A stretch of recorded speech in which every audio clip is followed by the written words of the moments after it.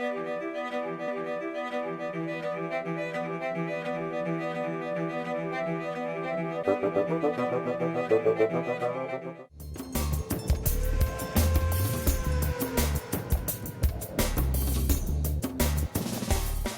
Qatar's capital, old traditions must find their place against a backdrop of rapid modernization.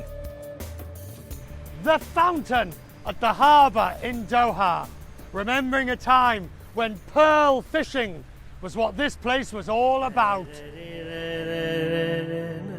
Then Qatar discovered oil and gas, and pearls in the water gave way to architectural pearls reaching into the sky. A beacon of glass and steel, the rise of Doha's West Bay business district. It says everything about the ambition of this tiny desert peninsula.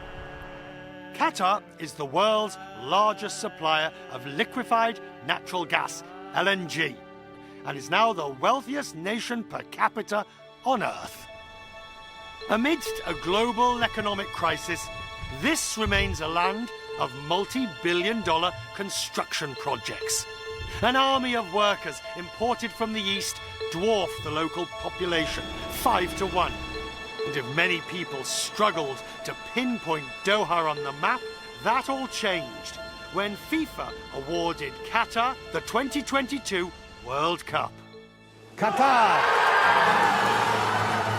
The Emir, Sheikh Hamad bin Khalifa Al Thani, and his wife, Sheikha Mosa, grasped another milestone in their country's evolution.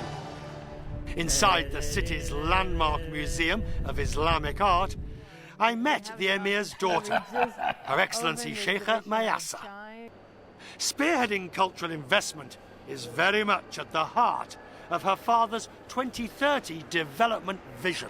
15 years ago, Qatar was in complete debt. We were in a very bad financial situation, and today we're one of the richest nations. So in order to channel these resources efficiently and effectively, the government has drawn out a 20-year plan in order to manage the growth and ensure that the future generations have what they need. I would say we're an emerging nation. We will have lots to offer when the World Cup comes in 2022.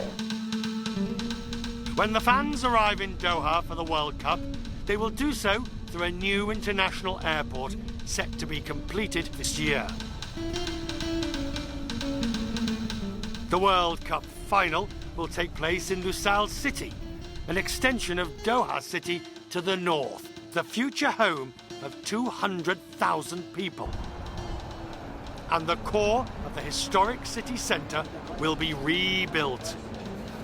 In the next 5 years alone, $125 billion will fund nearly 200 projects.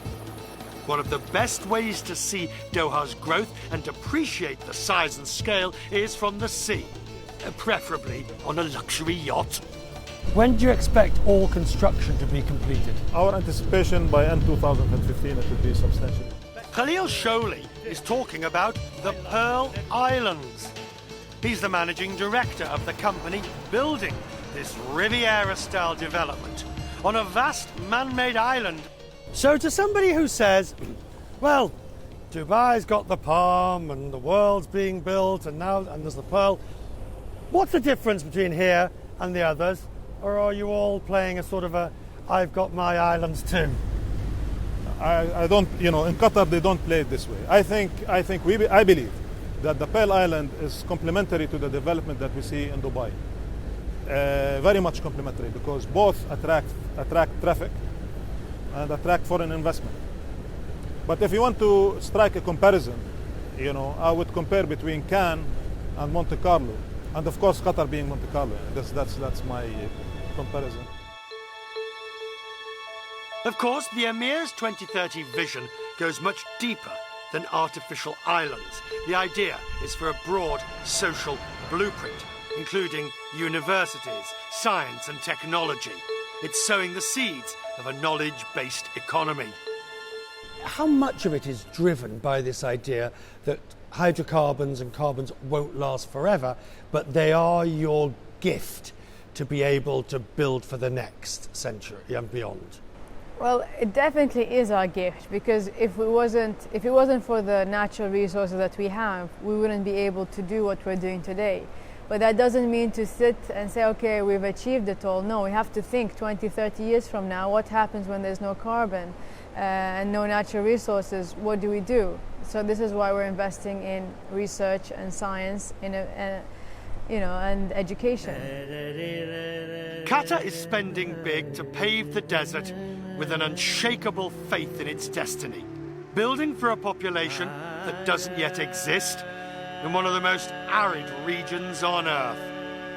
The aim is for sustainable growth, and yet you might wonder, if they keep building, will they come?